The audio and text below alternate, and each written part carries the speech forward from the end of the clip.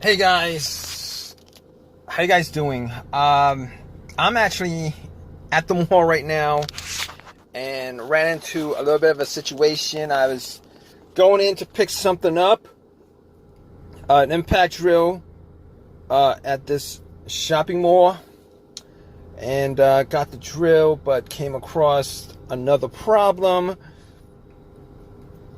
Basically, my car is having issues cranking, and I've spent the last hour trying to get it to crank, but nothing seems to work at all.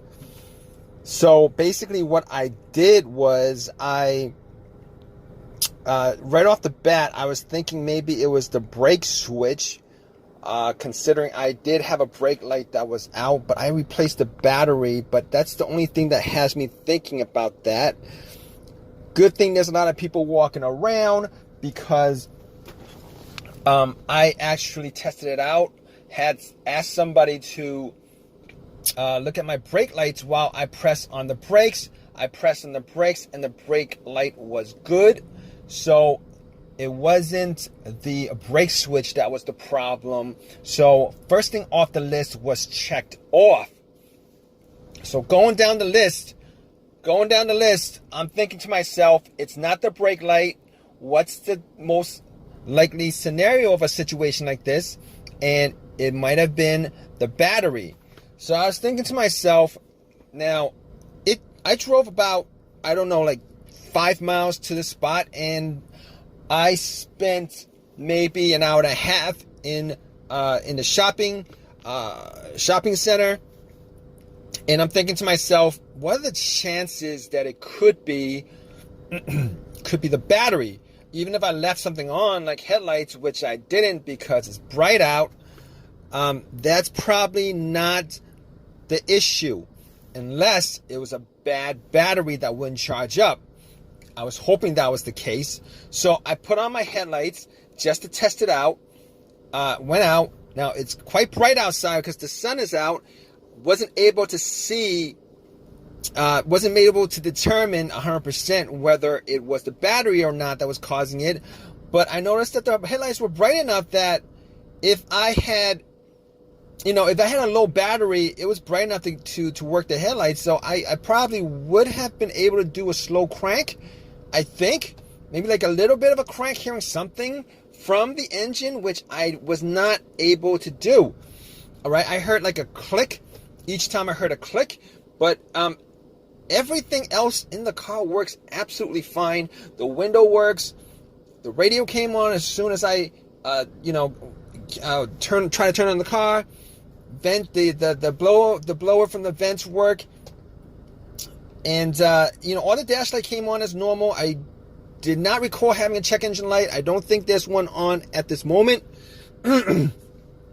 So, as far as everything else is concerned, it's fine. Everything is fine, except I can't get the car to turn over. So I went out and got the hood up, looked under it, looked at the battery. And granted, the battery hasn't been changed in about 3 years. So I was thinking to myself, maybe it's time to change the battery up. Perhaps it's time to change the battery up. Perhaps that's the problem, right? And the terminal were a bit dirty. So what I did was I went back into the mall, got a couple of brushes, metal brushes, and a can of Coke. Pour a can of Coke on terminals, took the terminals off, and then I brushed off the debris. And there was like a lot of whitish, bluish kind of debris on there. So I was like, okay. It wasn't tight. I never actually tightened the terminals to the battery. It was tight enough where I could just bump it in. Like, I think last time I took a wrench and I just bump it in. And what I did was I was able to, twist it back and forth just to get the terminals off.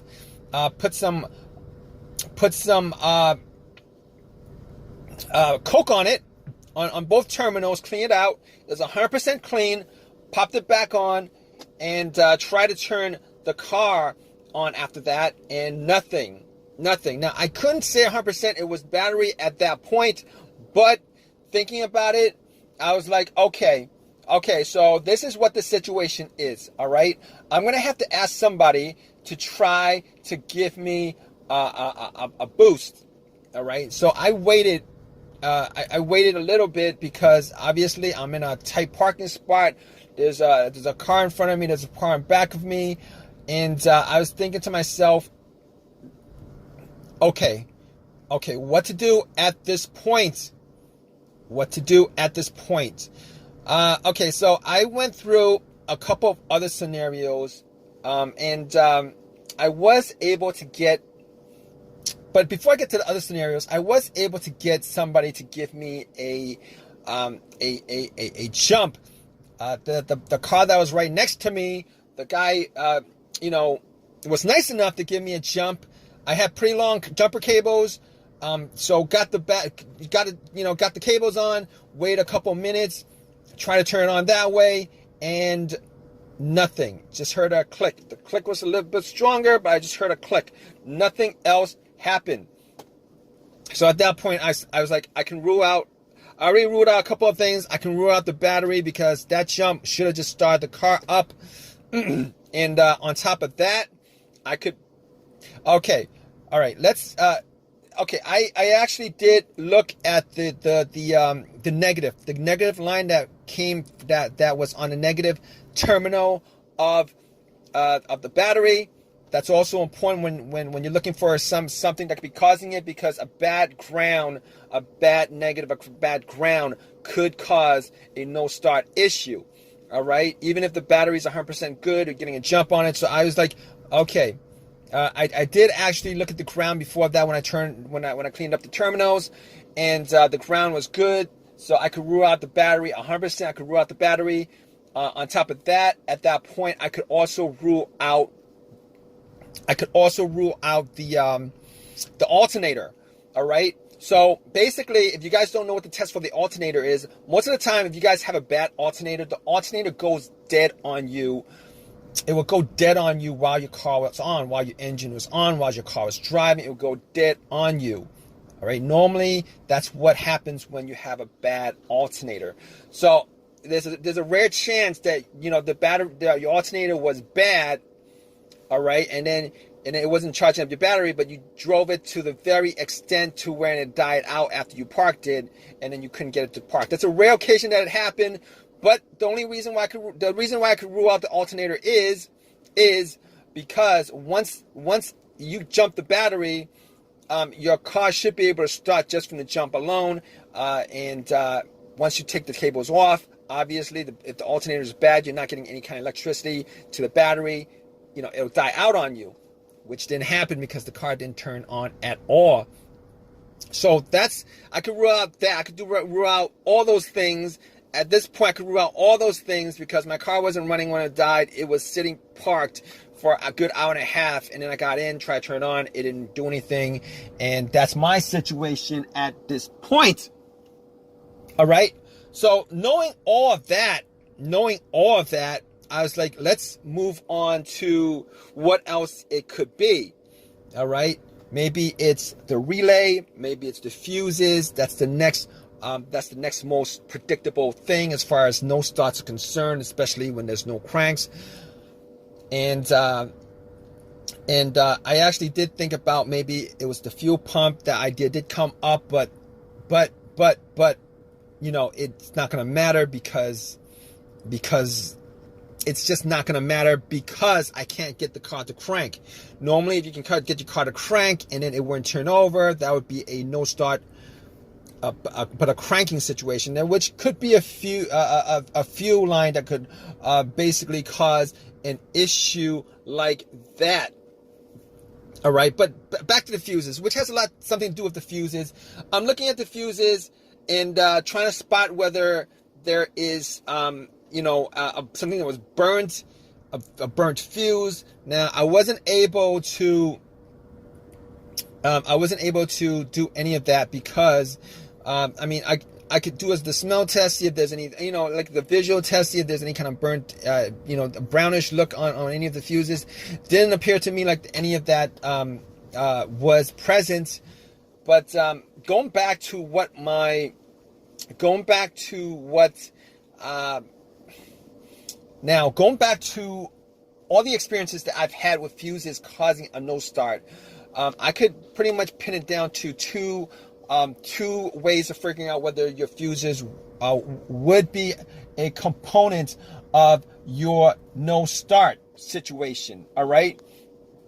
Now, one of those ways you can figure it out is, okay, I had this instance where I had a Honda where I had no power inside the car whatsoever. There was like no power at all inside the car, as if terminals were taken off and there's no connection to a battery or a power source.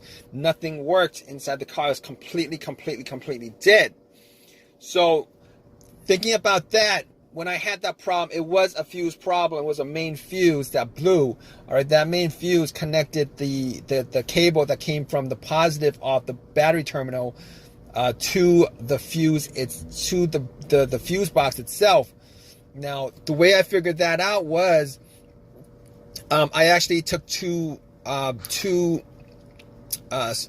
screwdrivers that I had, and I connected one portion of it to another portion, to the other portion of it, where the fuses touch the two fuse terminals.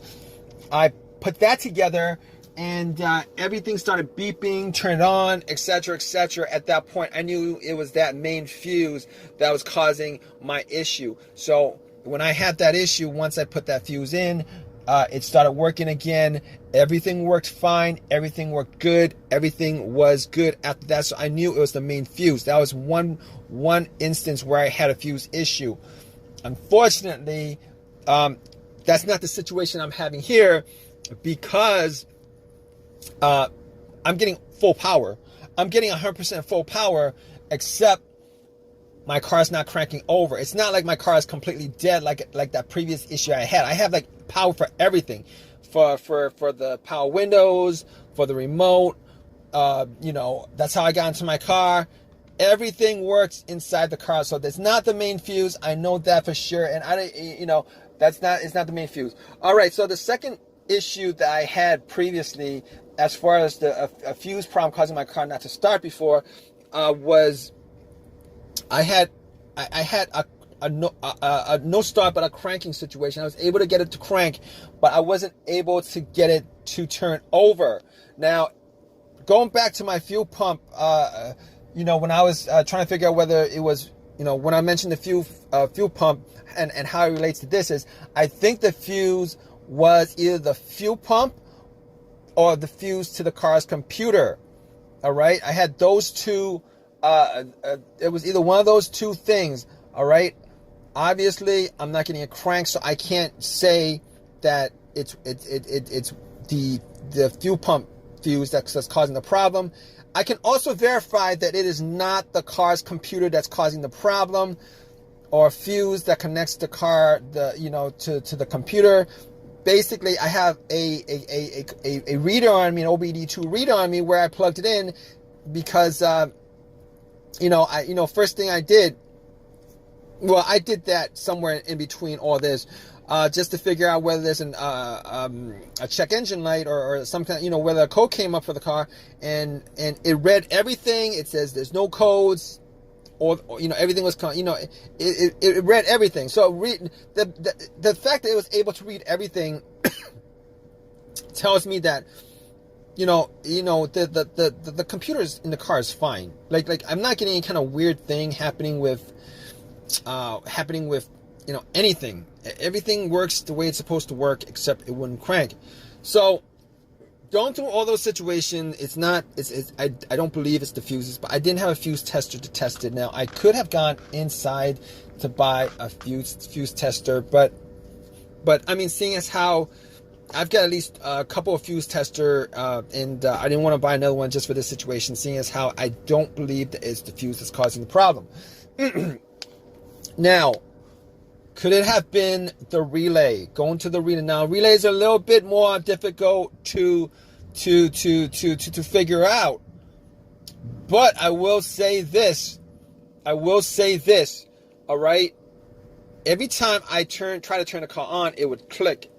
Normally what happens if you get a click every time you try to turn the car on, if it clicks, that's normally a good sign that the relay is working, because that's the relay. Relay actually, I believe there's it clicks just to start up. There's a click because apparently there's terminals that click together to connect the whole entire to get it to start, for lack of a better word, to get it to start. But seeing as how I was hearing a click each and every time I try to start, and I try to start this car maybe at least 15, maybe even 20 times, I was just going but I'm pretty sure it wasn't the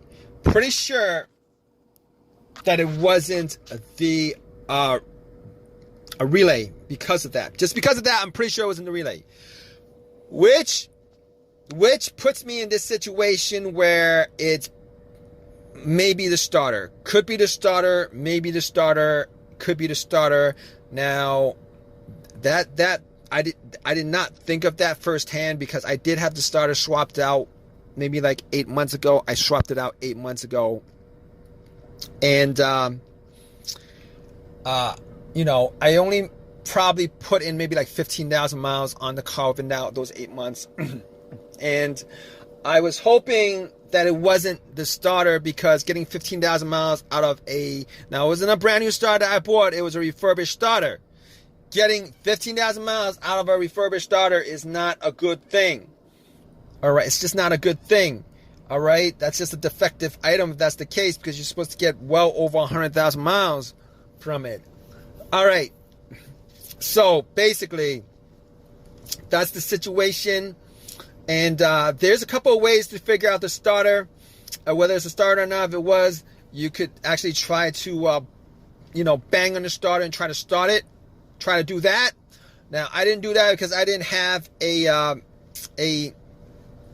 crowbar on me, and I didn't feel like going back into the shopping center to get one either, because I have a couple of crowbars, but I don't have one on me. Didn't have one on me, so I was like, okay, fine. That's at this point, I've pretty much gone through everything as far as what I could think of was the problem. So I was like, I ended up calling AAA, and they're supposed to come and pick up my car. And once I get home, I'm going to figure out everything as far as, what it is specifically that's causing it. If you guys are having the same situations, which I think you guys do, if you guys are watching this video, just go down the list of everything I've eliminated. All right, 90% of the time, you should be able to figure out what's causing your no start if you're in this kind of situation. But just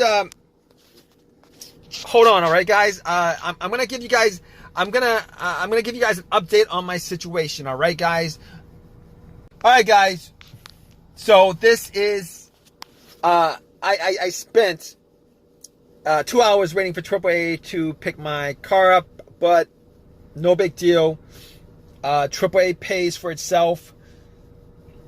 If you guys don't have AAA, I highly recommend AAA. If you guys don't have it, it's well worth it.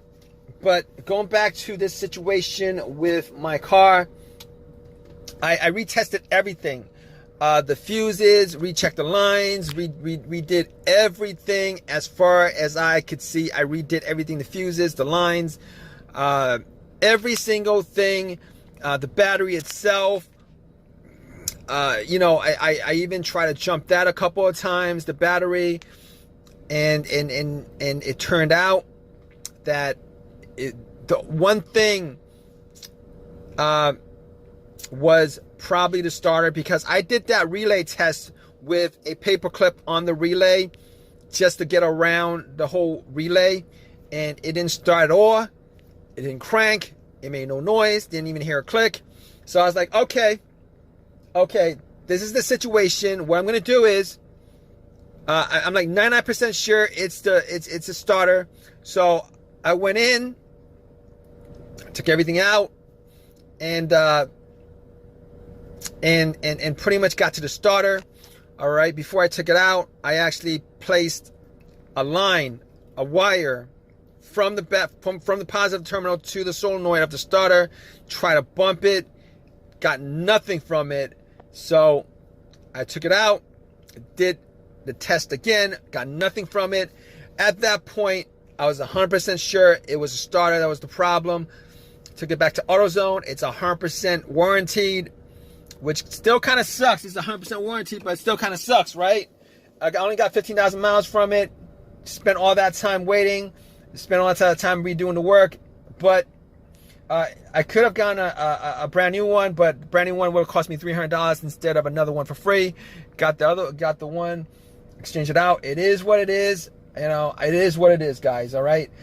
So popped it in, put everything back together. Well, I popped it in and then tried to start it. Put everything back together, try to start it. It start up. Everything works, guys. All right. So it was the starter that was causing this no start. Now, if you guys are having the same situation, like I said before, all right, what you guys definitely should do, is just go down the list. Eliminate everything off the list that I went through earlier in the video. And 99% of the time, that should be the reason why your car is not starting. That should be the reason why you guys should have a no crank, no start issue. All right. And if this has helped you guys out in any way, please give me a thumbs up. Please subscribe. If you guys have any comments at all, please leave your comments in the comment section. All right, guys, I really appreciate it. All right, guys, take